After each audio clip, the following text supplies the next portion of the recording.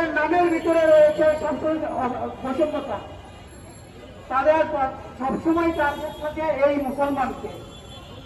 তাই আমি আশা করব আমাদের আজকের যে দাবি, বিচারের দাবি, এই বিচার দ্রুত কার্যকর করে ইসলামকে একটি বিশুদ্ধ সংগঠন হিসেবে ঘোষণা করুন। ধন্যবাদ।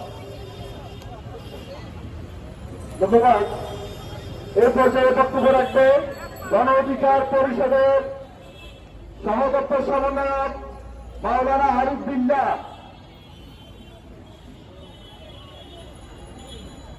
আসসালামু আলাইকুম।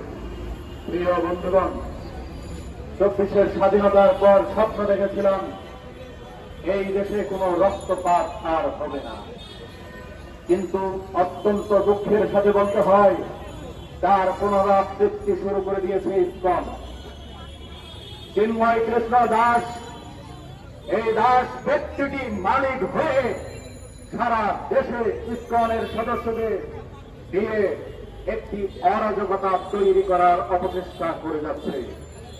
বন্ধুগণ, জানতে হবে এই চিন্ময় কৃষ্ণ দাসকে, তার পিছনে মদতদাতা কারা জানতে হবে। আমি আজকে কিছু তথ্য ফাঁস করে দিচ্ছি। এই চিন্ময় কৃষ্ণ দাস হলেন ইসকনের অন্যতম নেতা, যাদের নিয়ন্ত্রণ পার্শ্ববর্তী রাষ্ট্র ভারতের হাতে। আমি আরো স্পষ্ট করছি, বিজেপি নেতা অমিত শাহর হাতে।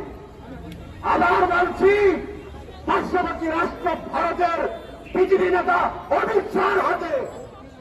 আপনারা জানেন, রিপাবলিক বাংলা নামক একটি টিভি চ্যানেল আছে পার্শ্ববর্তী রাষ্ট্রের, তার একজন অ্যাঙ্কার উপস্থাপক আছে ময়ূক রঞ্জন।